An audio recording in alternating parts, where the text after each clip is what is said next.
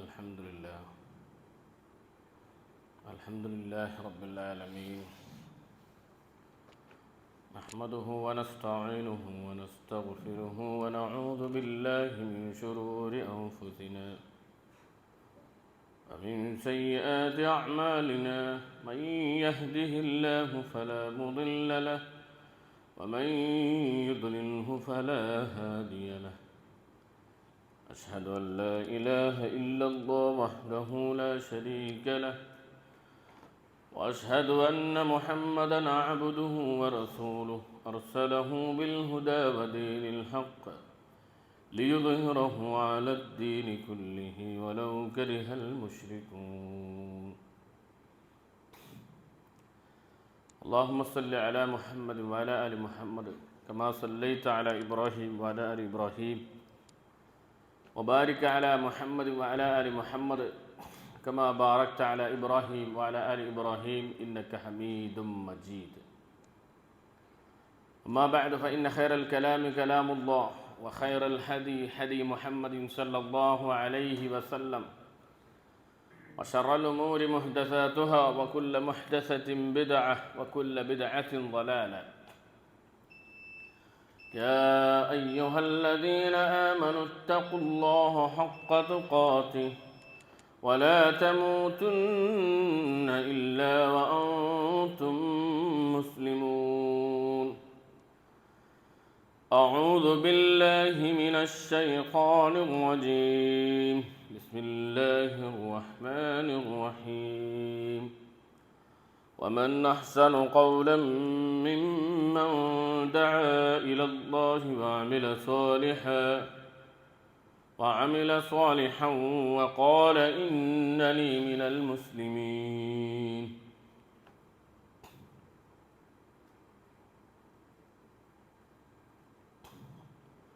ജീവിതത്തിൻ്റെ എല്ലാ രംഗത്തും അള്ളാഹുവിനെ യഥാവിധി സൂക്ഷിച്ച് ജീവിക്കാൻ എന്നോടും മുഴുവൻ വിശ്വാസികളോടും വിശ്വാസിനികളോടും ഓർമ്മപ്പെടുത്തുകയാണ്, വസിയത്ത് ചെയ്യുക. അള്ളാഹുവിൻ്റെ അപാരമായ അനുഗ്രഹത്താൽ നമ്മുടെ സഹോദരീ സഹോദരന്മാരായ 30 ലക്ഷത്തിലധികം വരുന്ന ഹാജിമാർ ഇന്നലെ അറഫ സംഗമത്തിന് ശേഷം മുസ്ദലിഫയിൽ രാപ്പാർത്ത് ജംറയിൽ കല്ലെറിയുന്നതിന് വേണ്ടി ആ കർമ്മങ്ങളിലേക്ക് നീങ്ങിക്കൊണ്ടിരിക്കുകയാണ്. അല്ലാഹു സുബ്ഹാനഹു വ തആല നമ്മുടെ സഹോദരീ സഹോദരന്മാരുടെ ലോകത്തിൻ്റെ വിവിധ ഭാഗങ്ങളിലുള്ള അവരുടെ ആ ഹജ്ജിൻ്റെ കർമ്മങ്ങൾ അല്ലാഹു സ്വീകരിക്കുമാറാകട്ടെ. അതോടൊപ്പം യഥാർത്ഥ ഇബ്രാഹീമും ഹാദറയും ഇസ്മായിലുമായി അവർക്ക് നമ്മുടെ നാടുകളിലേക്ക് തിരിച്ചു വരാനും വലിയ നന്മകൾ, വലിയ വിപ്ലവങ്ങൾ ഉണ്ടാക്കാനും അല്ലാഹു സുബ്ഹാനഹു വ തആല തൗഫീഖ് നൽകി അനുഗ്രഹിക്കുമാറാകട്ടെ. നമുക്കും അല്ലാഹു സുബ്ഹാനഹു വ തആല അവൻ്റെ വിളിക്കുത്തരം നൽകി ആ പരിശുദ്ധ ഹജ്ജ് കർമ്മം നിർവഹിക്കാൻ, യഥാർത്ഥ ഹജ്ജ് നിർവഹിക്കാനുള്ള തൗഫീഖ് നൽകി അനുഗ്രഹിക്കുമാറാകട്ടെ. വിശ്വാസിയെ സംബന്ധിച്ചിടത്തോളം റസൂലുള്ളാഹി സ്വല്ലല്ലാഹു അലൈഹി വസല്ലമ അവരുടെ ഹൃദയത്തിലെ ഏറ്റവും ഉയർന്ന ഹൃദയം കീഴടക്കിയ ഒരാളാണ്. കാരണം അത്രമാത്രം ഓരോ വിശ്വാസിയും അവരുടെ പ്രവാചകൻ മുഹമ്മദ് സല്ലല്ലാഹു അലൈഹി വസല്ലമയെ സ്നേഹിക്കുന്നുണ്ട്. നീണ്ട 23 വർഷത്തെ പ്രവാചകൻ്റെ ജീവിതം, പ്രവാചകൻ്റെ ചിന്ത, പ്രവാചകൻ്റെ ത്യാഗങ്ങൾ, ഇതൊക്കെ സൂക്ഷ്മമായി ഒരു വിശ്വാസി പരിശോധിക്കുമ്പോൾ പ്രവാചകൻ സല്ലല്ലാഹു അലൈഹി വസല്ലമ തൻ്റെ ഉമ്മത്തികളെക്കുറിച്ച്, ഉമ്മത്തികൾ എന്ന് പറഞ്ഞാൽ ഒരു സമൂഹത്തെക്കുറിച്ചല്ല, മറിച്ച് അതിലെ ഓരോ വ്യക്തിയെക്കുറിച്ചും പ്രവാചകൻ ആകുലതയുള്ള, അതേസമയം അങ്ങേറ്റത്തെ ഉത്കണ്ഠയുള്ള ഒരാളായിരുന്നു. പ്രവാചകൻ സല്ലല്ലാഹു അലൈഹി വസല്ലമയുടെ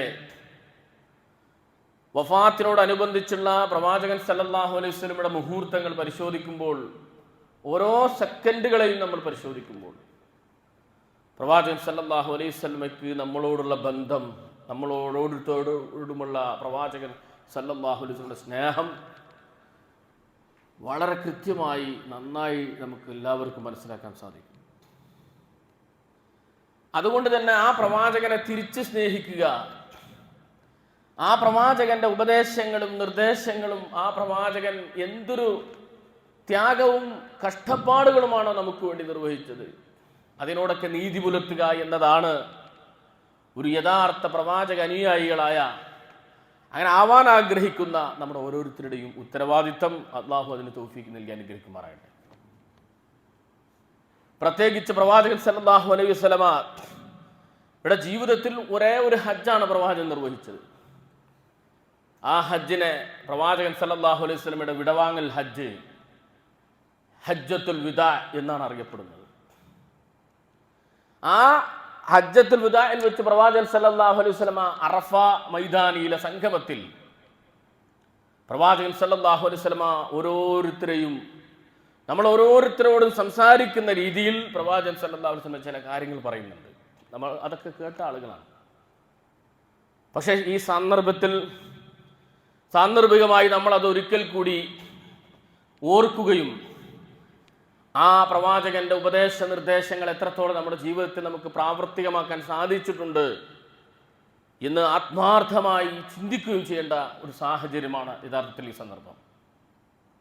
പ്രവാചകൻ സല്ലല്ലാഹു അലൈഹി വസല്ലം തുടക്കത്തിൽ തന്നെ പറഞ്ഞു, അയ്യുഹന്നാസ്, ജനങ്ങളെ എന്ന് വിളിച്ചുകൊണ്ട് പ്രവാചകൻ സംസാരിക്കുകയാണ്.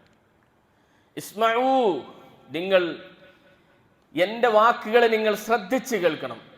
എത്രമാത്രം വൈകാരികമായ അർത്ഥത്തിലാണ് പ്രവാചകൻ സംസാരിക്കുന്നത്. റസൂലുള്ളാഹി സ്വല്ലല്ലാഹു അലൈഹി വസല്ലം പറയാണ്, 1,00,000-ലധികം വരുന്ന തൻ്റെ സഹാബത്തിനെ സാക്ഷിയാക്കിക്കൊണ്ട് പ്രവാചകൻ നമ്മൾ ഓരോരുത്തരോടും മനുഷ്യരാശിയോടാണ് സംസാരിക്കുന്നത്. യാ അയ്യുഹന്നാസ്, മനുഷ്യരെ എന്ന് പറഞ്ഞ് ലോകത്തോട് സംസാരിക്കുകയാണ്. നമ്മൾ ഓരോരുത്തരെയും ഉദ്ദേശിച്ചുകൊണ്ടാണ് റസൂലുള്ളാഹി സംസാരിക്കുന്നത്. എന്നിട്ട് റസൂലുള്ളാഹി പറയാണ്, ലാ അദ്രി, എനിക്കറിയില്ല. അതാണ് സംസാരത്തിന്റെ തുടക്കം. ലാ അദ്രി, എനിക്കറിയില്ല. ലഅല്ലി ലാ അൽഖാകും ബഅദ ആമി ഹാദാ, അടുത്ത വർഷം നിങ്ങളുമായി വീണ്ടും ഒരു കണ്ടുമുട്ടൽ, വീണ്ടും നിങ്ങളുമൊത്തുള്ള ഒരു ജീവിതം എനിക്ക് ഉണ്ടാവുമെന്ന് എനിക്ക് ഒരു ഉറപ്പുമില്ല. ലാ അദ്രി, അതിനെ സംബന്ധിച്ച് എനിക്കൊരു ഉറപ്പും പറയാൻ സാധ്യമല്ല എന്ന് പ്രവാചകൻ സല്ലല്ലാഹു അലൈഹി വസല്ലമ തുടക്കത്തിലെ പറയുമ്പോൾ, പ്രവാചകൻ സല്ലല്ലാഹു അലൈഹി വസല്ലമയുടെ പിന്നീടുള്ള വാക്കുകൾ ഓരോ വാക്കുകളും അത് നമ്മളോടുള്ള വസിയത്താണ്. കേവലം പ്രസംഗമല്ല, കേവലം ഒരു പ്രവാചകന്റെ പ്രസംഗമല്ല.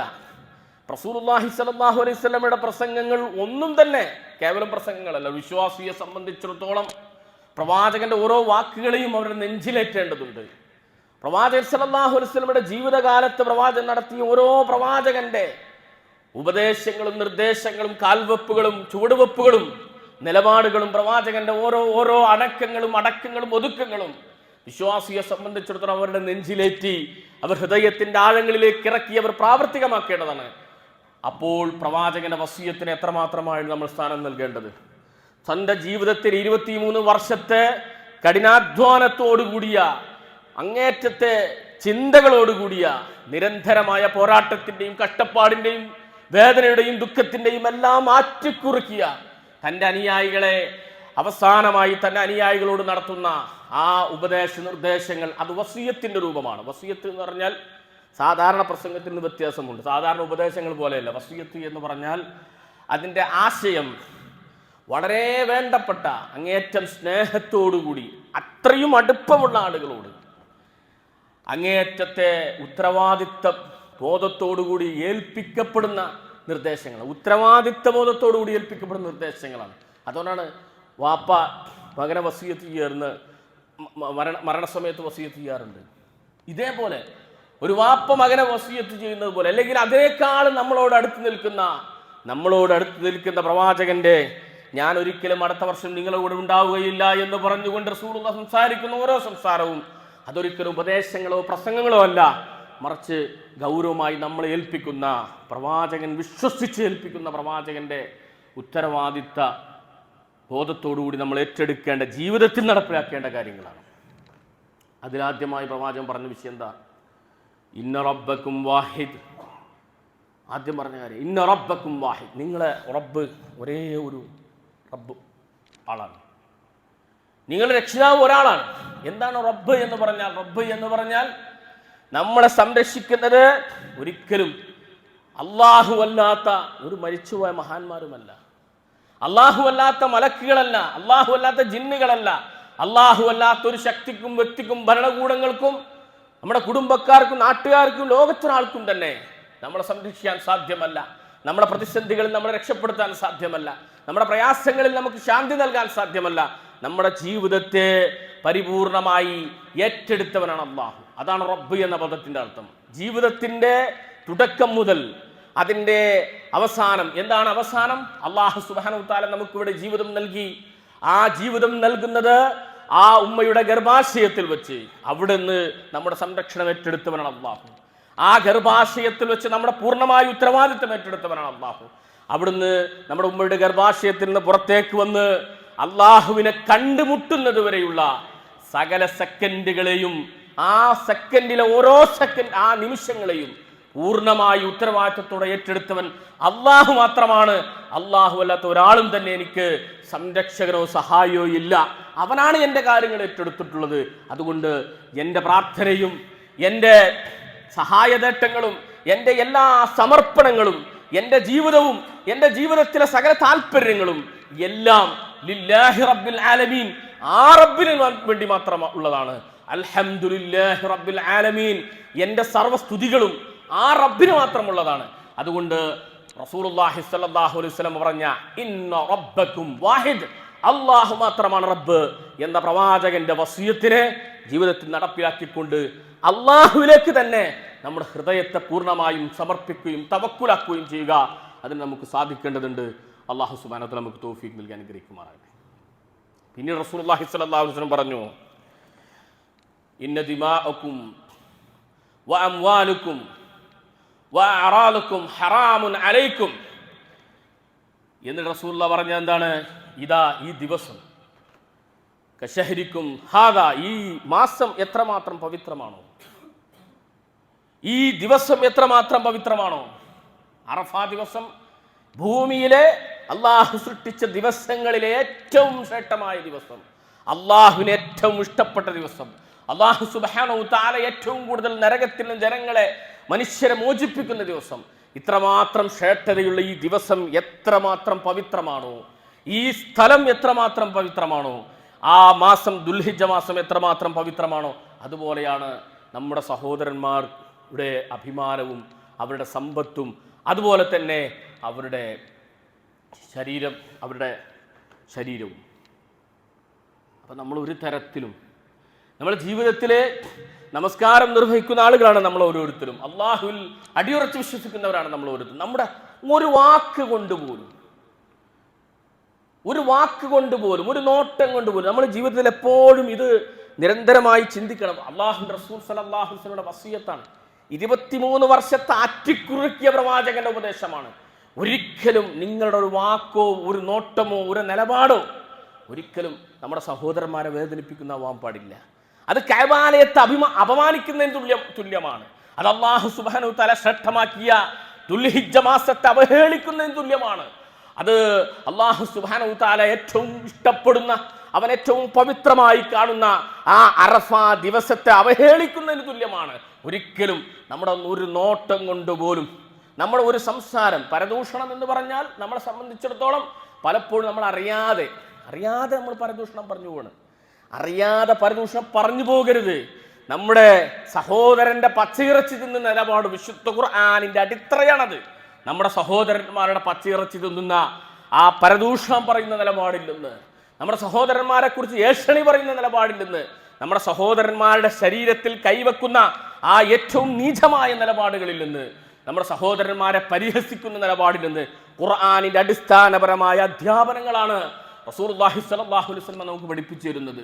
പ്രവാചകൻ സ്വല്ലല്ലാഹു അലൈഹി വസല്ലം ഒരിക്കൽ സഹാബത്തിനോട് പറഞ്ഞു, ഞാൻ നിങ്ങൾക്ക് അറിയിച്ചു തരട്ടെയോ, അലാ ഉഖ്ബിറുക്കും, ഞാൻ നിങ്ങൾക്ക് അറിയിച്ചു തരട്ടെയോ, ബി അഫ്ളലി മിൻ ദറജത്തി സിയാം, നമസ്കാരത്തെക്കാൾ ഗൗരവമായിട്ടുള്ള ഒരു കാര്യം, വസ്സലാത്ത്, സിയാം നോമ്പിനേക്കാൾ ഗൗരവമായ കാര്യം, വസ്സലാത്ത്, നമസ്കാരത്തെക്കാൾ ഗൗരവമായ കാര്യം, വസ്സദഖ, ദാനധർമ്മങ്ങളെക്കാൾ ഗൗരവമായിട്ടുള്ള കാര്യം, സകല ഇബാദത്തുകളെക്കാൾ ഗൗരവമായി വിശ്വാസികളെ നിങ്ങൾ കാണേണ്ട ഒരു കാര്യത്തെക്കുറിച്ച് ഞാൻ പറഞ്ഞു തരട്ടെയോ. എന്നിട്ട് പ്രവാചകൻ സല്ലല്ലാഹു അലൈഹി വസല്ലം പറയുകയാണ്, ഇസ്ലാഹു ദാത്തുൽ ബൈൻ, പരസ്പരമുള്ള ബന്ധങ്ങളെ നിങ്ങൾ നന്നാക്കണം. എങ്ങനെയാണ് പരസ്പരമുള്ള ബന്ധങ്ങളെ നന്നാക്കുന്നത്? നമ്മുടെ വാക്കുകൊണ്ട് നമ്മുടെ സഹോദരൻ ഒരിക്കലും വേദനിക്കാൻ പാടില്ല. നമ്മുടെ നാവ് കൊണ്ട്, നമ്മുടെ ശരീരം കൊണ്ട് റസൂലുള്ളാഹി സ്വല്ലല്ലാഹു അലൈഹി വസല്ലം ഒരു വിശ്വാസിയെ നിർവചിച്ചുകൊണ്ട് പറഞ്ഞു, അൽ മുസ്ലിമു മൻ, ഒരാൾ മുസ്ലിം ആകുന്നത് എപ്പോഴാണ്? അയാൾ കൃത്യമായി നമസ്കരിക്കുന്നത് കൊണ്ട് മാത്രമല്ല, കാരണം നമസ്കരിക്കുന്നവരുടെ കൂട്ടത്തിൽ മുനാഫിക്കുകൾ ഉണ്ടാകാം. ഒരാൾ നമസ്കരിക്കുന്നത് കൊണ്ടോ ഇബാദത്തുകൾ നിർവഹിക്കുന്നത് കൊണ്ട് മാത്രമല്ല, റസൂലുള്ളാഹി സ്വല്ലല്ലാഹു അലൈഹി വസല്ലം അൽ മുസ്ലിമു മൻ, ആരാണ് മുസ്ലിം എന്ന് പ്രവാചകൻ വിശദീകരിച്ചുകൊണ്ട് പറഞ്ഞു, മൻ സലിമൽ മുസ്ലിമൂന, മറ്റു മുസ്ലിമീങ്ങൾ രക്ഷപ്പെട്ടിരിക്കുന്നു, മറ്റു നമ്മുടെ സഹോദരന്മാർ രക്ഷപ്പെട്ടിരിക്കുന്നു, മിൻ ലിസാനിഹി, അവന്റെ നാവിൽ നിന്ന്, വയദിഹി, അവന്റെ കൈകളിൽ നിന്ന്. നമ്മുടെ കൈ കൊണ്ട്, നമ്മുടെ നാവ് കൊണ്ട് നമ്മുടെ സഹോദരന്മാർക്ക് ഒരു തരത്തിലുള്ള ഉപദ്രവവും ഒരു തരത്തിലും ഉണ്ടാക്കാൻ പാടില്ല. അതുണ്ടായിക്കഴിഞ്ഞാൽ നമ്മുടെ നമസ്കാരങ്ങൾ മുഴുവൻ ബാത്തിലാകും. അതാണ് റസൂലുള്ളാഹി പറഞ്ഞത്, ഇസ്ലാഹു ദാത്തുൽ ബൈൻ. കാരണം നമസ്കാരം കൃത്യമായി നിർവഹിക്കുന്ന ആളുകൾ ഇത്തരം നിലപാടുകൾ സ്വീകരിച്ചാൽ അവരുടെ നമസ്കാരം മുഴുവൻ ബാത്തിലാകി പോകും. അതുകൊണ്ടാണ് റസൂലുള്ളാഹി സ്വല്ലല്ലാഹു അലൈഹി വസല്ലം അങ്ങനെ പറഞ്ഞത്. എന്നിട്ട് റസൂലുള്ളാഹി സ്വല്ലല്ലാഹു അലൈഹി വസല്ലം പറഞ്ഞു, എല്ലാത്തിനെയും നശിപ്പിച്ച് കളയുന്ന, എല്ലാത്തിനെയും തകർത്ത് കളയുന്ന, സകല നന്മകളെയും ഇല്ലായ്മ ചെയ്യുന്ന, നന്മകൾ വാരിക്കൂട്ടി അള്ളാഹുവിന്റെ കോടതിയിലെത്തുമ്പോൾ അതാ ചില ആളുകൾ അള്ളാഹുവിന്റെ കോടതിയിൽ വരുന്നു. അവരൊരുപാട് നന്മകളുമായി അള്ളാഹുവിന്റെ കോടതിയിലെത്തിയ ആളുകളാണ്, നമസ്കാരങ്ങളുമായി അള്ളാഹുവിന്റെ അടുക്കലെത്തിയവരാണ്, സ്വതക്കയുമായി അള്ളാഹുവിന്റെ അടുക്കലെത്തിയവരാണ്, ഹജ്ജുമായി അള്ളാഹുവിന്റെ അടുക്കലെത്തിയവരാണ്, അവരുടെ ജീവിതത്തിൽ നിരന്തരമായ ദീനിന്റെ പരിശ്രമങ്ങൾ അവർ നടത്തിയവരാണ്. പക്ഷേ അവരുടെ അമലുകൾ മുഴുവൻ അന്യാധീനപ്പെട്ടു പോയിരിക്കുന്നു. എന്താണ് അന്യാധീനപ്പെട്ടു പോവുക എന്ന് പറഞ്ഞാൽ? അന്യാധീനപ്പെട്ടു പോവുക, അമലുകൾ 3 രീതിയിൽ നഷ്ടപ്പെടുന്ന അവസ്ഥ പ്രവാചകൻ സല്ലല്ലാഹു അലൈഹി വസല്ലം വിശദീകരിക്കുന്നുണ്ട്.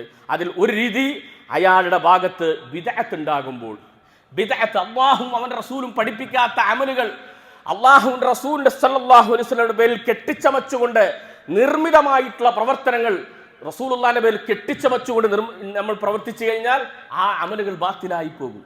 ലഇൻ അസ്റക്ത ലയഹ്ബതന്ന അമലുക, ഒരാളുടെ ജീവിതത്തിൽ ശിർക്ക് സംഭവിച്ചിട്ടുണ്ടെങ്കിൽ അയാളുടെ മുഴുവൻ അമലുകളും അല്ലാഹു വലിച്ചെറിയും.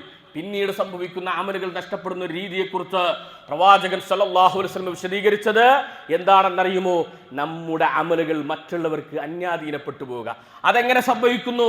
നമ്മൾ അവരെ നോട്ടം കൊണ്ട് വേദനിപ്പിച്ചിട്ടുണ്ടെങ്കിൽ, നമ്മുടെ സംസാരം കൊണ്ട് നമ്മൾ അവരെ വേദനിപ്പിച്ചിട്ടുണ്ടെങ്കിൽ, നമ്മുടെ പരദൂഷണം പറഞ്ഞുകൊണ്ട് നമ്മൾ അവരെ വേദനിപ്പിച്ചിട്ടുണ്ടെങ്കിൽ, നമ്മൾ അവരുടെ സമ്പത്ത് കവർന്നെടുത്തിട്ടുണ്ടെങ്കിൽ, ഒരു ചില്ലി ക്യാഷ് നമ്മുടെ ഒരു നാണയത്തിന്റെ തൊട്ട് നമ്മുടെ സഹോദരന്മാരുടെ ഹറാമായത് നമ്മുടെ ജീവിതത്തിലേക്ക് കടന്നു വന്നിട്ടുണ്ടെങ്കിൽ, നമ്മൾ അവരുടെ സ്ഥലം കവർന്നെടുത്തിട്ടുണ്ടെങ്കിൽ, ഇടപാടുകളിൽ നമ്മൾ അവരെ ചതിച്ചിട്ടുണ്ടെങ്കിൽ, ഏതെങ്കിലും രീതിയിൽ നമുക്ക് നമ്മുടെ സഹോദരന്മാരുടെ ഇന്ന ദിമാഅക്കും, അവരുടെ ശരീരത്തിന് വേദന ഉണ്ടാക്കുന്ന രക്തം ചിന്തുന്ന നിലപാടെടുത്തിട്ടുണ്ടെങ്കിൽ, വഅംവാലുക്കും, അവരുടെ ധനത്തിൽ നമ്മൾ പ്രയാസപ്പെടുത്തിയിട്ടുണ്ടെങ്കിൽ, വഅറാദുക്കും, അവരുടെ അഭിമാനത്തെ നമ്മൾ ക്ഷതപ്പെടുത്തിയിട്ടുണ്ടെങ്കിൽ, ഹറാമുൻ അലൈക്കും, അത് നിങ്ങൾക്ക് ഹറാമാണ് എന്ന് പ്രവാചകൻ സല്ലല്ലാഹു അലൈഹി വസല്ലം അവസാനമായി നമുക്ക് വസിയത്ത് നൽകുമ്പോൾ അതിനെയും ഗൗരവമായി നമസ്കരിക്കുന്ന, പ്രവാചകരെ അങ്ങേയറ്റം സ്നേഹിക്കുന്ന, പ്രവാചകന്റെ വാക്കുകളെ വസിയത്തായി ഏറ്റെടുക്കുന്ന വിശ്വാസികൾ ഇതിനെയും ഗൗരവമായി കാണേണ്ടതുണ്ട്.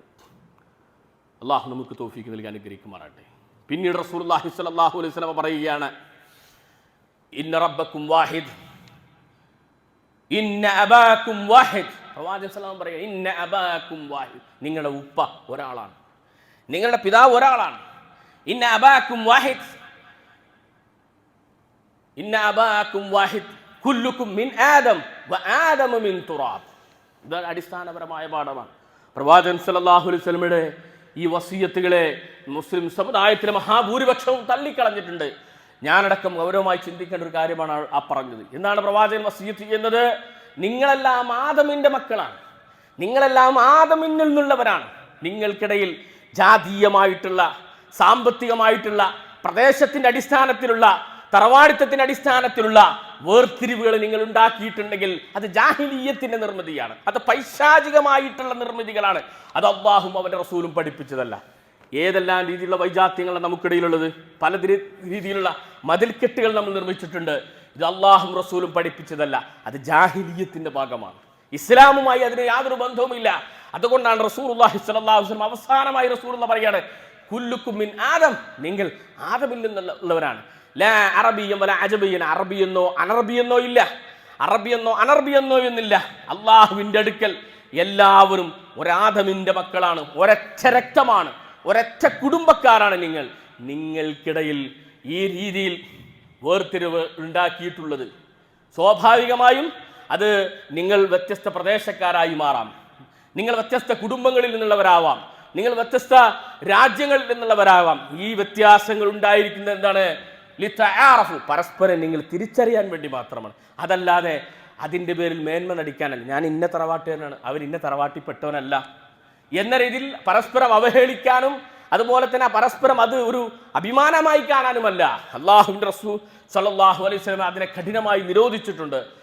വിശുദ്ധ ഖുർആനിൽ അല്ലാഹു പറയുന്നു, വലില്ലാഹിൽ ഇസ്സത്തു, ഇസ്സത്ത് വിശ്വാസം അല്ലാഹുവിനുള്ളതാണ്. ഇസ്സത്ത് കുടുംബ മഹിമയുടെ പേരിൽ ഉള്ളതല്ല. നമ്മുടെ മനസ്സിൽ ഒരു പക്ഷേ നമ്മുടെ കുടുംബ മഹിമയുടെ പേരിൽ ഞാൻ വലിയ ആളാണ് നമുക്ക് തോന്നിയിട്ടുണ്ടെങ്കിൽ അത് ഇസ്ലാമുമായിട്ടോ ഈമാനുമായിട്ടോ ഒരു തലത്തും യോജിക്കുന്നില്ല. ജാഹിലിയത്തുമായി ശൈത്താനിയത്തുമായിട്ടാണ് യോജിക്കുക. കാരണം അല്ലാഹു പറയുന്നു, എന്താണ് അല്ലാഹു പറയുന്നത്? വലില്ലാഹിൽ ഇസ്സ, പ്രതാപം അല്ലാഹുവിനുള്ളതാണ്. വലി റസൂലിഹി, പ്രതാപം അല്ലാഹുവിന്റെ റസൂലിനുള്ളതാണ്. വലിൽ മുഅ്മിനീൻ, അത് മുഅ്മിനീങ്ങൾക്കുള്ളതാണ്. ഈമാനുള്ളവർ എല്ലാവരും പ്രതാപികളാണ്. ഈമാനുള്ളവർ എത്ര ദരിദ്രരാണെങ്കിലും പ്രതാപിയാണ്. ഈമാനുള്ളവൻ ഏത് കുടുംബത്തിൽപ്പെട്ടവനാണെങ്കിലും പ്രതാപിയാണ്. ഈമാനുള്ളവൻ എത്ര സാമ്പത്തികമായി ശേഷിയില്ലാത്തവനാണെങ്കിലും പ്രതാപിയാണ്. ഈമാനുള്ളവൻ ഏത് നിറത്തിലുള്ളവനാണെങ്കിലും പ്രതാപിയാണ്. ഈമാനുള്ളവൻ ഏത് വിദ്യാഭ്യാസം നേടിയവനാവട്ടെ നേടാത്തവനാകട്ടെ, ഏത് രാഷ്ട്രക്കാരനാവട്ടെ ഏത് ഭാഷക്കാരനാവട്ടെ, ഈമാൻ അതാണ് നമ്മുടെ ഇസ്സത്തിന്റെ അടിസ്ഥാനം. മറിച്ച് മറ്റു ഭൗതികമായ മാനദണ്ഡങ്ങളെ നമ്മൾ മേന്മയുടെ അടിസ്ഥാനമാക്കിക്കൊണ്ട് നമ്മൾ ആളുകളെ ചെറുതാക്കിയിട്ടും ആളുകളെ എഴുത്തി കാണിച്ചുകൊണ്ടും നമ്മുടെ നിലപാട് സ്വീകരിക്കുക. അതുപോലെ തന്നെ വിവാഹരംഗം കടന്നു വരുമ്പോൾ പല ആളുകളും എന്ത് ചെയ്യും? പ്രദേശത്തിന്റെ അടിസ്ഥാനത്തിൽ, വേറെ ചില ആളുകൾ കുടുംബ മഹിമയുടെ അടിസ്ഥാനത്തിൽ, ഈമാൻ എന്ന അടിസ്ഥാന ഘടകത്തെ പരിശോധിക്കാതെ അംഗീകരിക്കാതെ ഇത്തരം ചില പൈശാചികമായിട്ടുള്ള ജാഹിലിയ മാനദണ്ഡങ്ങൾ സ്വീകരിച്ചുകൊണ്ട് വിവാഹത്തിൽ ഏർപ്പെടുന്ന, അതുമാത്രം അടിസ്ഥാനമാക്കുന്ന ചില ആളുകളുണ്ട്. യഥാർത്ഥത്തിൽ ഇതൊന്നും ഇസ്ലാമുമായി ബന്ധമില്ല. അതുകൊണ്ട് എല്ലാവരും ആദമിന്റെ മക്കളാണ്. എന്തെങ്കിലും മേന്മയുണ്ടെങ്കിൽ അള്ളാഹുവിന്റെ അടുക്കൽ പോയാൽ മാത്രമാണ് അറിയുക. ഇന്ന അക്രമക്കും ഇൻദല്ലാഹി അത്ഖാക്കും, നിങ്ങളുടെ ഹൃദയത്തിലുള്ള തഖ്വ മാത്രമാണ് അതിൻ്റെ മാനദണ്ഡം, അതാണ് അതിൻ്റെ അടിസ്ഥാനം എന്ന് റസൂലുള്ളാഹി സ്വല്ലല്ലാഹു അലൈഹി വസല്ലമ വിശുദ്ധ ഖുർആൻ നമുക്ക് അങ്ങേറ്റം ഗൗരവത്തോടുകൂടി നിർദ്ദേശങ്ങൾ നൽകുകയാണ്. പിന്നീട് റസൂലുള്ളാഹി സ്വല്ലല്ലാഹു അലൈഹി വസല്ലമ വിശദീകരിക്കുന്ന കാര്യം സാമ്പത്തികമായിട്ടുള്ള ഏറ്റവും വലിയ ഒരു ഉച്ചനീചത്വത്തിന്റെ കാരണമായിട്ടുള്ള പലിശയാണ്. റസൂലുള്ളാഹി സ്വല്ലല്ലാഹു അലൈഹി വസല്ലം പറഞ്ഞു, റിബൽ ജാഹിലിയത്തി മൗലൂഅൻ, ജാഹിലിയ കാലഘട്ടത്തിൽ ആ പലിശയെ ഞാനിതാ ദുർബലമാക്കുന്നു, വഅബ്തലഹു, ഞാനതിനെ ബാത്തിലാക്കുന്നു. സ്വന്തം കുടുംബത്തിൽ നിന്ന് പലിശ ഇനത്തിൽ കിട്ടാനുള്ള അബ്ബാസ് ഇബ്നു അബ്ദുൽ മുത്തലിബിന് ലഭിക്കാനുള്ള പലിശയെ മുഴുവൻ ബാത്തിലാക്കിക്കൊണ്ട് പ്രവാചകൻ സല്ലല്ലാഹു അലൈഹി വസല്ലം അത് മാതൃക കാണിക്കുകയാണ്. നമ്മളെ സംബന്ധിച്ചിടത്തോളം, നമ്മുടെ സമുദായത്തിന് ആളുകളെ സംബന്ധിച്ചിടത്തോളം പലിശ എന്ന് പറഞ്ഞാൽ ഒരു തെറ്റ് പോലും അല്ലാത്ത രീതിയിലേക്ക് വന്നിട്ടുണ്ട്. റസൂലുള്ളാഹി സ്വല്ലല്ലാഹു അലൈഹി വസല്ലം അവസാനത്തെ വസിയത്താണ്, പ്രവാചകന്റെ അങ്ങേറ്റത്തെ ഈ സമൂഹത്തോടുള്ള മനുഷ്യരാശിയോടുള്ള പ്രവാചകന്റെ സ്നേഹ നിർഘടമായിട്ടുള്ള പ്രവാചകന്റെ നിർദ്ദേശമാണ്. അത് നടപ്പിലാക്കേണ്ടത് നമ്മളാണ്. പലിശയുമായി എന്താണ് പലിശ? പലിശ എന്ന് പറഞ്ഞാൽ ഒരു കൂട്ടർ സമ്പന്നരായ ഒരു കൂട്ടം ആളുകൾ അവരുടെ സമ്പത്ത് ബാങ്കിൽ അല്ലെങ്കിൽ അതുപോലെ തന്നെ നിക്ഷേപിച്ചു വെക്കുമ്പോൾ ആ സമ്പത്ത് എന്നും കൂടിക്കൊണ്ടിരിക്കുക.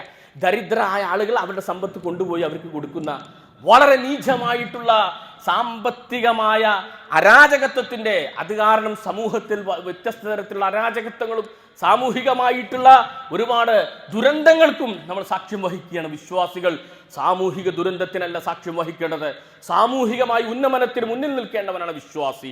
അതുകൊണ്ട് തന്നെ പലിശയെ സ്വന്തം ജീവിതത്തിൽ നിന്ന് എടുത്തു കളയുക. അല്ലദീന യഅകുലൂന റിബ, പലിശത്തിൽ നിന്നവൻ അവനെ ആരെപ്പോലാണ്? ലാ യഖൂമൂന, അവർ എഴുന്നേറ്റ് നിൽക്കുകയില്ല. ഇല്ലാ കമാ യഖൂമുൽ ലദീ യതഖബ്ബതുഹു ശൈത്താനു മിനൽ മസ്, പിശാച് ബാധിതനെ പോലെ അല്ലാതെ നാളെ അള്ളാഹുവിൻ്റെ കോടതിയിലേക്ക് വരികയില്ല.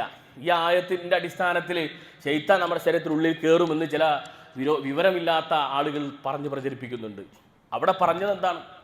അവിടെ പറഞ്ഞത് യഥാർത്ഥത്തിൽ പലിശയുമായി ബന്ധപ്പെടുന്ന ആളുകൾ അവഹേളിക്കപ്പെടും എന്നർത്ഥം മാത്രമാണ്. അവഹേളിക്കപ്പെട്ടവനെ അള്ളാഹിൻ്റെ കോടതി വരും. കാരണം സമൂഹത്തോട് ചെയ്യുന്ന ഏറ്റവും വലിയ ദ്രോഹമാണ്, ഏറ്റവും വലിയ ജാഹിലിയത്താണ്, ഏറ്റവും വലിയ ശൈത്താനിയത്താണ്, ഏറ്റവും വലിയ സാമ്പത്തികമായ അക്രമമാണ് പലിശ. അതുകൊണ്ട് വിശ്വാസി പലിശയുമായി ഒരു തരത്തിലും ബന്ധപ്പെടാൻ പാടില്ല എന്നാണ് റസൂലുള്ളാഹി സ്വല്ലല്ലാഹു അലൈഹി വസല്ലമ നമുക്ക് നിർദ്ദേശം നൽകുന്നത്. പിന്നീട് റസൂലുള്ളാഹി സ്വല്ലല്ലാഹു അലൈഹി വസല്ലമ പറയുന്നത് അതീവ ഗൗരവമായ 2 കാര്യങ്ങളാണ്. അത് നമ്മുടെ ജീവിതത്തിൽ നമ്മൾ നടപ്പിലാക്കണം.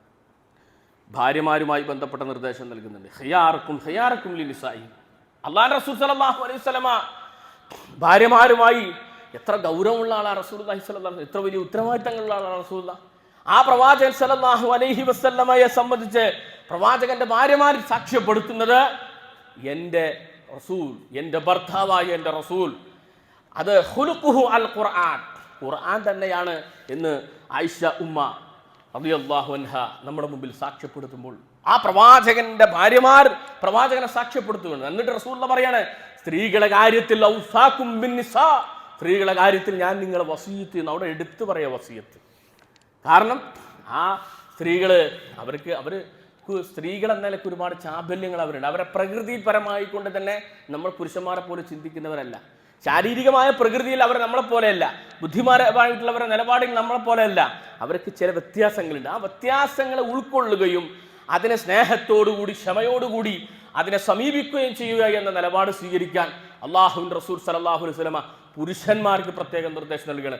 ഒരു സ്ത്രീയുടെ കണ്ണുനീര് ഒരിക്കലും വീഴാൻ പാടില്ല നമ്മൾ. കാരണം ഒരു സ്ത്രീയുടെ, നമ്മുടെ ഭാര്യമാരുടെ, നമ്മുടെ പെൺമക്കളുടെ, നമ്മുടെ ഉമ്മമാരുടെ കണ്ണുനീർ അവരെ വേദനിപ്പിക്കുന്ന ഒരു നിലപാട് നമ്മൾ സ്വീകരിക്കരുത്.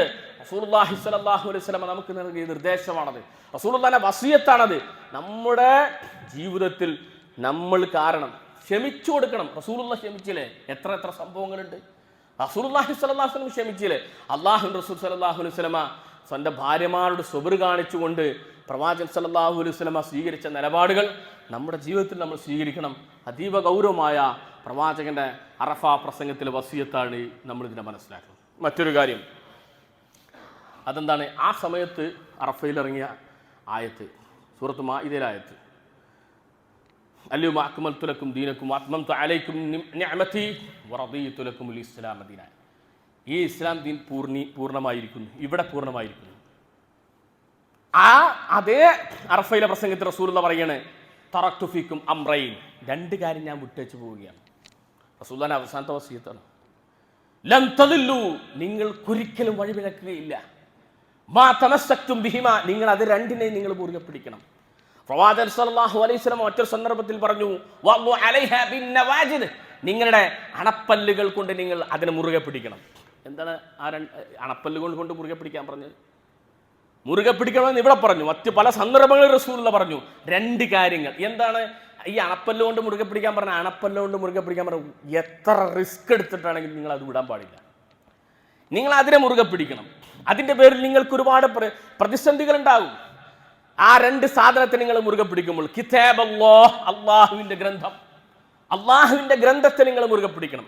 ആ അള്ളാഹുവിൻ്റെ ഗ്രന്ഥത്തോട് യോജിച്ച് നിൽക്കുന്ന സ്വഹീഹായ ഹദീസ്, ആ അള്ളാഹുവിൻ്റെ ഗ്രന്ഥത്തോട് വിയോജിപ്പ് വരുന്ന ഹദീസല്ല. റസൂലുള്ളാഹി സുന്ദരമായ ജീവിതമുണ്ട്, സുന്നത്ത് റസൂലുള്ളാഹി, അതൊരിക്കലും ഖുർആനിനെതിരായി വരില്ല. അപ്പൊ ഖുർആനിനെതിരായി വരുന്ന ഹദീസുകൾ എന്ന പേരിൽ അറിയപ്പെടുന്ന, ഖുർആനിനെതിരായി വരുന്ന ഹദീസുകൾ സ്വഹീഹാണെന്ന് ആര് പറഞ്ഞാലും നമുക്ക് സ്വീകരിക്കാൻ പറ്റില്ല. അതുകൊണ്ട് ഖുർആനിനോട് യോജിക്കുന്ന സ്വഹീഹായ ഹദീസുകൾ, അതായത് പ്രവാചകന്റെ ജീവിതം, ഇത് രണ്ടും മുറുകെ പിടിക്കുക. ഇത് രണ്ടും അല്ലാത്ത ഏതെങ്കിലും ഒന്നിലേക്ക് നമ്മൾ പോയാൽ വഴിപിഴച്ചു പോകും. കിതാബുകളിലേക്ക് നമ്മൾ പോകണ്ടില്ല. നമ്മൾ സംസാരിക്കുമ്പോൾ പറയും അഹ്ലുസുന്നയുടെ ഭൂരിപക്ഷം പണ്ഡിതന്മാരും അങ്ങനെ പറഞ്ഞിട്ടുണ്ട്. അഹ്ലുസുന്നയുടെ ഭൂരിപക്ഷ പണ്ഡിതന്മാരുടെ അഭിപ്രായം ഇങ്ങനെ ഇസ്ലാമായിട്ട് ബന്ധമാണ്. അഹ്ലുസുന്നയുടെ ഭൂരിപക്ഷം പണ്ഡിതന്മാരുടെ അഭിപ്രായം ഇസ്ലാമായിട്ട് ഒരു ബന്ധവുമില്ല. കാരണം റസൂലുള്ളാഹി സ്വല്ലല്ലാഹു അലൈഹി വസല്ലം നമുക്ക് നൽകുന്ന വസിയത്ത്, അവസാനത്തെ വസിയത്ത്, നിങ്ങൾ കിതാബ് അള്ളാഹുവിന്റെ കിതാബിനെ നിങ്ങൾ മുറുകെ പിടിക്കണം. അതുപോലെ തന്നെ എൻ്റെ സുന്നത്തിന്, എൻ്റെ ജീവിതത്തെ നിങ്ങൾ മുറുകെ പിടിക്കണം. എന്നിട്ട് റസൂൽ പറയണ എന്താ? അപ്പൊ ആയത്തിറങ്ങണത് ഇതാ പൂർത്തിയായി. ഇനി ഇവിടുന്ന് ആരും ഒന്നും പറയണ്ട. ദീനിന്റെ കാര്യം പ്രമാണമായി വരുന്നില്ല. മാത്രമല്ല വിശുദ്ധ ഖുർആൻ പറഞ്ഞു, നിങ്ങൾക്കൊരു വിഷയത്തിൽ സംശയമുണ്ടായാൽ നിങ്ങൾ അള്ളാഹുവിലേക്ക് അത് മടക്കണം. അതായത് അള്ളാഹുവിന്റെ ഖുർആനിലേക്ക് മടക്കണം.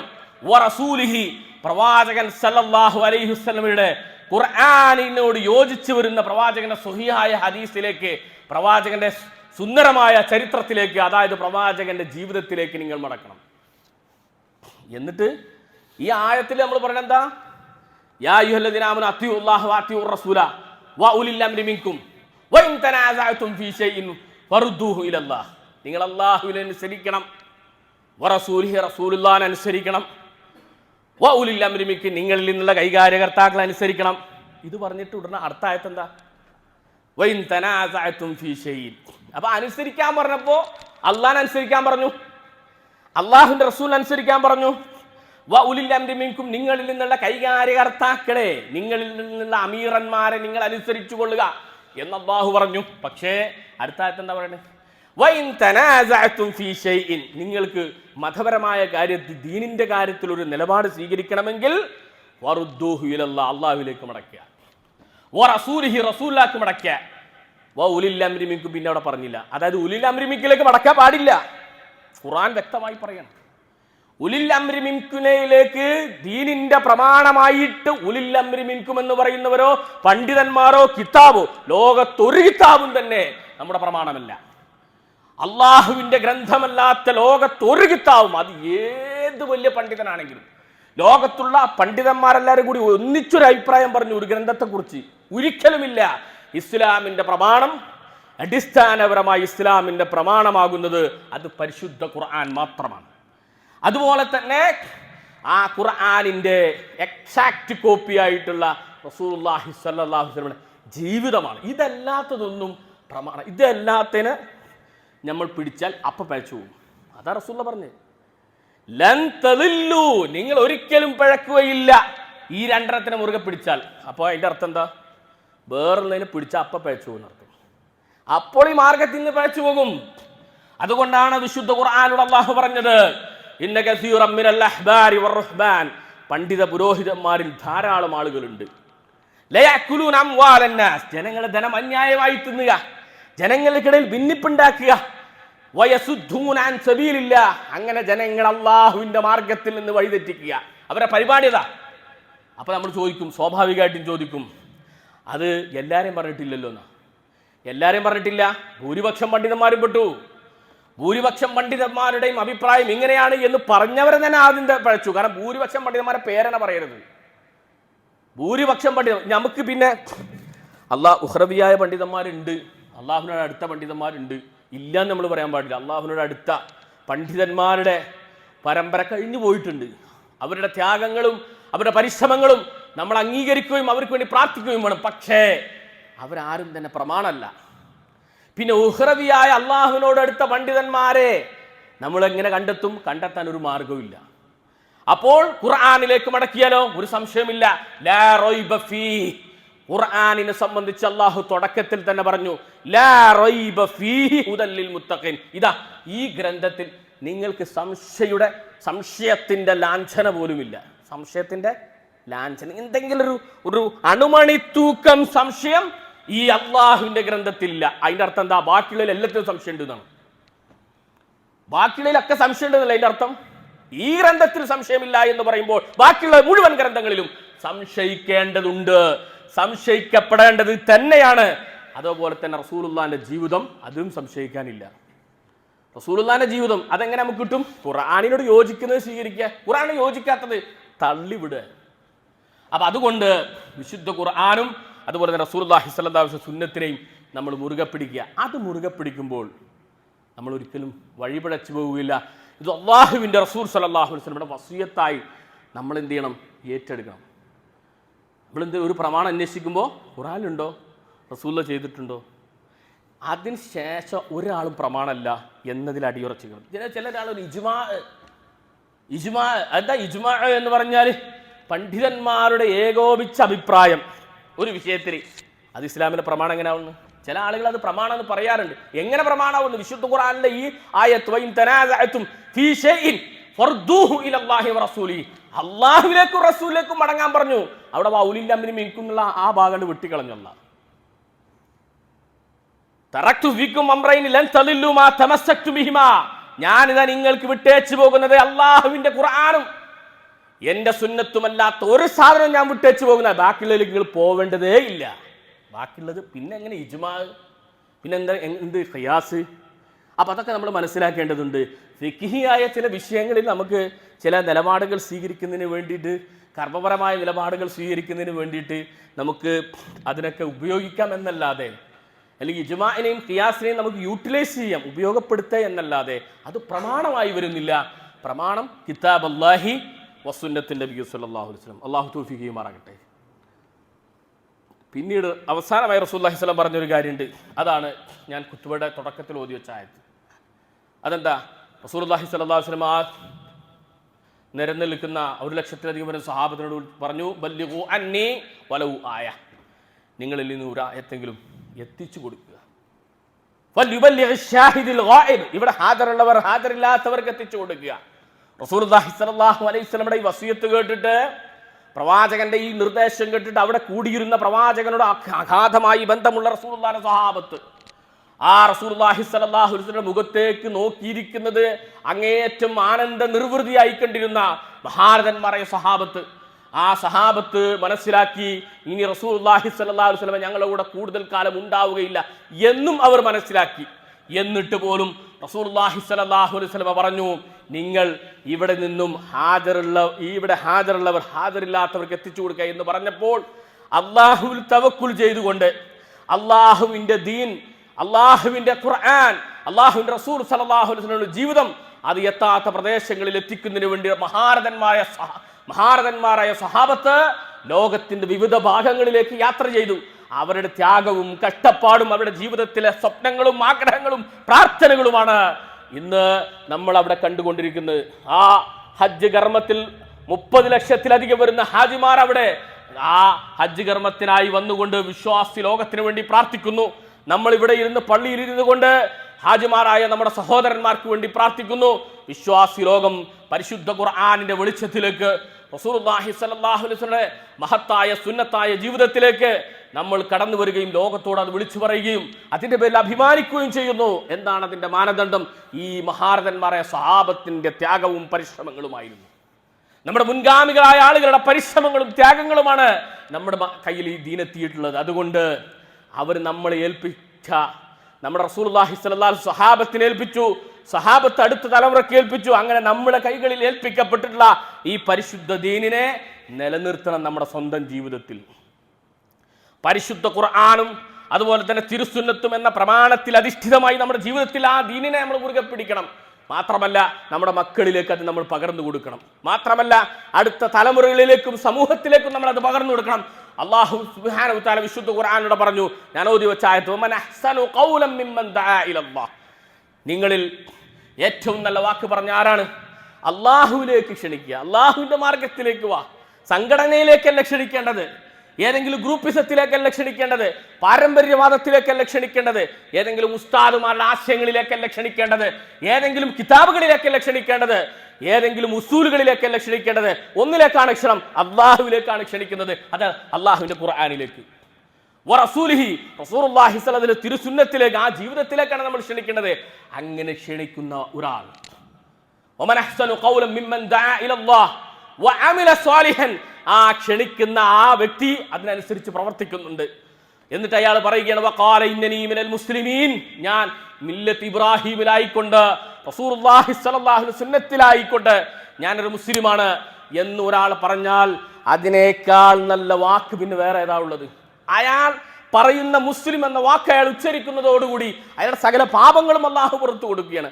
അള്ളാഹുവിന്റെ മാർഗത്തിൽ പ്രവർത്തിക്കുന്ന, ദഅവത്തിന്റെ മാർഗത്തിൽ പ്രവർത്തിക്കുന്ന മഹാരഥന്മാരായ സഹാബത്തിന് മക്കയിൽ നിന്ന് മദീനയിലേക്ക് ഹിജറ പോകേണ്ടി വന്നത്, മദീനയിൽ ബദറും ഉഹുദും അടക്കമുള്ള പോരാട്ടങ്ങൾ അവർ അതിജീവിക്കേണ്ടി വന്നത്, ശുഐബ് അബൂ ത്വാലിബിൽ അവർ കഷ്ടപ്പാട് അനുഭവിക്കേണ്ടി വന്നത്, അതുപോലെ തന്നെ ജീവിതത്തിലുടനീളം നമുക്ക് മുമ്പ് കടന്നുപോയ നമ്മുടെ മുൻഗാമികൾ അനവധി ഒട്ടനവധി പീഡനങ്ങളും പ്രയാസങ്ങളും വേദനകളും സഹിക്കേണ്ടി വന്നത് കേവലം നമസ്കാരം നിലനിർത്തിയതിന്റെ പേരിലല്ല, കേവലം ചില ഇബാദത്തുകൾ അടങ്ങിയിരുന്നതിന്റെ പേരിലല്ല, മറിച്ച് അള്ളാഹുവിന്റെ മാർഗത്തിലേക്ക് ജനങ്ങളെ ക്ഷണിച്ചപ്പോൾ, അള്ളാഹുവിന്റെ ഖുർആൻ മുറുകെ പിടിച്ചപ്പോൾ, റസൂലുള്ളാഹി സ്വല്ലല്ലാഹു അലൈഹി വസല്ലം സുന്നത്തല്ലാത്ത സകലതിനെയും വലിച്ചെറിഞ്ഞപ്പോൾ, അങ്ങനെ ആ മാർഗത്തിൽ അടിയുറച്ചിരുന്നപ്പോഴാണ് അവർക്ക് പീഡനങ്ങളും പ്രയാസങ്ങളും അനുഭവിക്കേണ്ടി വന്നത്, കഷ്ടപ്പാടുകൾ അവർ നേരിടേണ്ടി വന്നത്, വേദനകൾ അനുഭവിക്കേണ്ടി വന്നത്. ആ വേദനയുടെയും കഷ്ടപ്പാടിന്റെയും ദുരിതത്തിന്റെയും പോരാട്ടത്തിന്റെയും വീതിയിൽ ഒരാൾ നിലകൊണ്ട് പറയുകയാണ് ഞാൻ മുസ്ലിമാണ്. അതാണ് അള്ളാഹ്ക്ക് ആവശ്യം. നിസ്കരിച്ചിട്ട് ഞാൻ മുസ്ലിമാണ് എന്ന് പറയുന്നതിനേക്കാൾ അള്ളാഹുവിനിഷ്ടം അള്ളാഹുവിന്റെ മാർഗത്തിൽ പണിയെടുത്തുകൊണ്ട് ഫദ്ദലല്ലാഹുൽ മുജാഹിദീന അലൽ ഖായിദീന ദറജ, കേവലം നമസ്കാരം പോലുള്ള ഇബാദത്തുകൾ നിർവഹിക്കുന്ന ആളുകളുണ്ടല്ലോ അവരെ പോലല്ല മുജാഹിദുകൾ. ഖായിദ് എന്ന് പറഞ്ഞാൽ അങ്ങനെയുള്ളവനാ. മുജാഹിദുകൾ എന്ന് പറഞ്ഞാൽ ആരാണ്? മുജാഹിദുകൾ എന്ന് പറഞ്ഞാൽ വാളെടുത്ത് യുദ്ധം ചെയ്യാൻ പോകുന്നതിനെ പറ്റിയല്ല പറഞ്ഞത്, മറിച്ച് ആരാണ് മുജാഹിദ് എന്ന് പറഞ്ഞാൽ? സ്വന്തം ജീവിതത്തിൽ ഖുർആനും തിരുസുന്നത്തും അനുസരിച്ചുള്ള ജീവിതം നിലനിർത്താനും അത് മറ്റുള്ളവരിലേക്ക് പകർന്നു കൊടുക്കാൻ വേണ്ടി പരിശ്രമിക്കുന്നതിന് വേണ്ടി കഷ്ടപ്പെടുന്ന ആളെ പറ്റിയിട്ടാണ്. ആ മുജാഹിദുകളുടെ ദർജയിലേക്ക് എത്താൻ, ദഅവത്തിന്റെ മാർഗത്തിൽ പരിശ്രമിക്കുന്ന ഒരാളുടെ ദർജയിലേക്ക് എത്താൻ, അവരുടെ അടുത്തേക്ക് എത്താൻ എത്ര 1000 കൊല്ലം പരിശ്രമിച്ചാലും വെറും കേവലം ഇബാദത്തുകളുമായി നടക്കുന്ന ഒരാൾക്ക് സാധ്യമല്ല എന്ന് അള്ളാഹുവിന്റെ ഖുർആൻ പറയുകയാണ്. ഫദ്ദലല്ലാഹുൽ മുജാഹിദീന, അള്ളാഹു ശ്രേഷ്ഠരാക്കിയിട്ടുണ്ട്. ആരെ ശ്രേഷ്ഠരാക്കിയിരുന്നു? മുജാഹിദുകളെ അലൽ ഖായിദീന, വെറുതെ ഇരിക്കുന്നവരെക്കാൾ. അതുകൊണ്ട് ഈ നിർദ്ദേശങ്ങളെല്ലാം നമ്മുടെ ജീവിതത്തിൽ പകർത്തി അള്ളാഹുവിന്റെ റസൂലിന്റെ വസിയത്തുകളെ ഉത്തരവാദിത്തത്തോട് ജീവിതത്തിൽ പകർത്തി യഥാർത്ഥ മുസ്ലിമായി, യഥാർത്ഥ മില്ലത്ത് ഇബ്രാഹിമിലായി, റസൂലുള്ളാഹിന്റെ യഥാർത്ഥ അനുയായികളായി ജീവിക്കാൻ നമുക്കെല്ലാവർക്കും തൗഫീഖ് നൽകി അള്ളാഹു അനുഗ്രഹിക്കുമാറാകട്ടെ.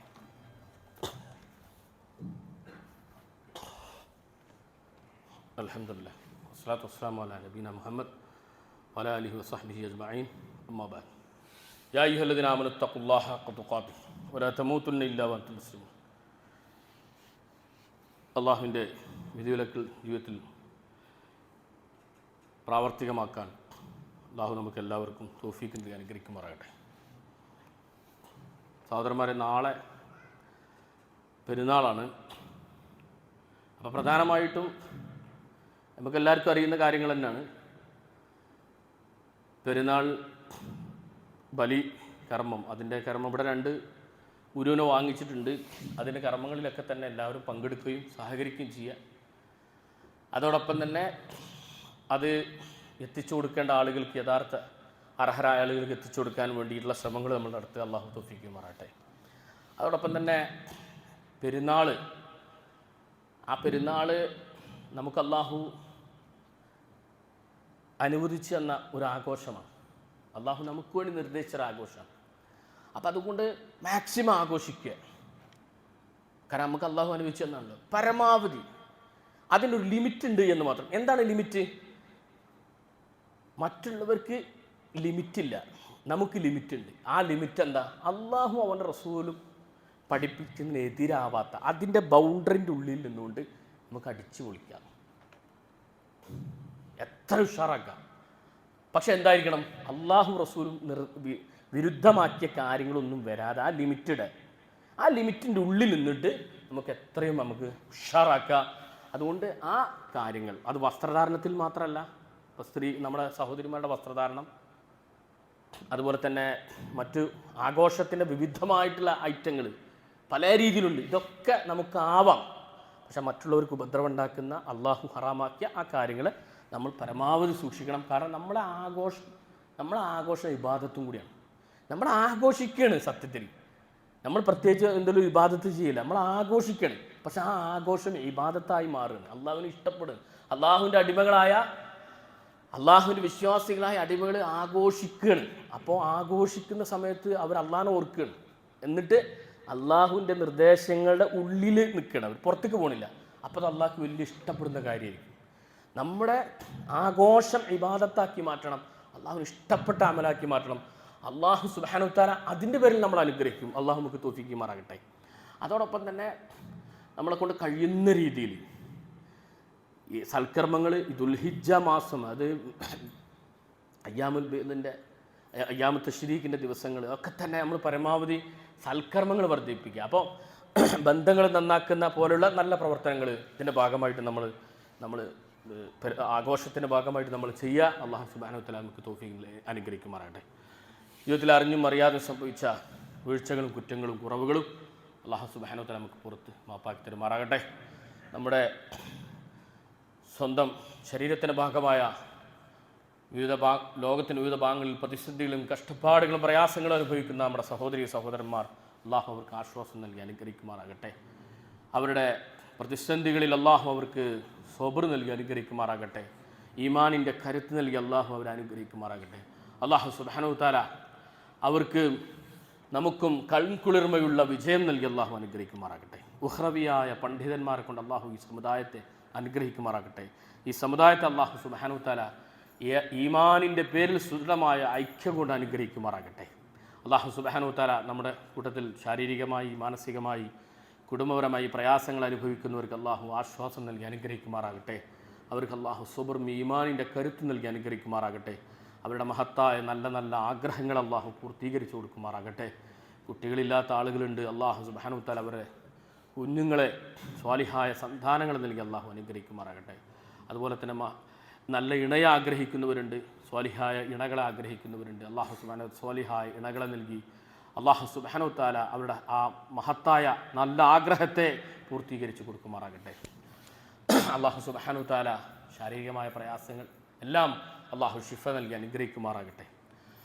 അള്ളാഹു സുബ്ഹാനഹു വ തആല യഥാർത്ഥ മുസ്ലിമായി മുഅ്മിനായി മുത്തഖിയായി ജീവിക്കാൻ അള്ളാഹു സുബ്ഹാനഹു വ തആല അങ്ങനെ അള്ളാഹുവിൻ്റെ മാർഗത്തിൽ മുസ്ലിമായി ഈ ഭൂമിയിൽ നിന്ന് വിട പറയാൻ നമുക്കും നമ്മുടെ തലമുറകൾക്കും അള്ളാഹു തൗഫീഖ് നൽകി അനുഗ്രഹിക്കുമാറാകട്ടെ.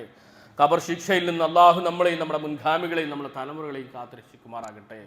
അള്ളാഹു സുബ്ഹാനഹു വ തആല വിചാരണയുടെ കെടുതികളിൽ നിന്ന് നമ്മളെയും നമ്മുടെ മുൻഗാമികളെയും നമ്മുടെ തലമുറകളെയും അള്ളാഹു കാത്തുരക്ഷിക്കുമാറാകട്ടെ. അള്ളാഹു കാരുണ്യം ചൊരിയുമാറാകട്ടെ.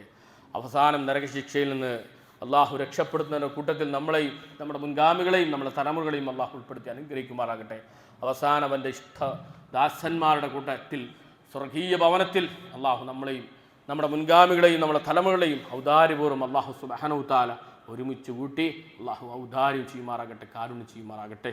അല്ലാഹുമ്മ ഗഫിർ ലിൽ മുഅ്മിനീന വൽ മുഅ്മിനാത്ത് വൽ മുസ്ലിമീന വൽ മുസ്ലിമാത്ത് അൽ അഹ്യാഇ മിൻഹും വൽ അംവാത്ത് ഇന്നക മുജീബുദ് ദഅവാതി യാ ഖാദിയൽ ഹാജാത്ത്. اللهم أجرنا من النار اللهم أجرنا من النار اللهم أجرنا من النار. ربنا آتنا في الدنيا حسنة وفي الآخرة حسنة وقنا عذاب النار.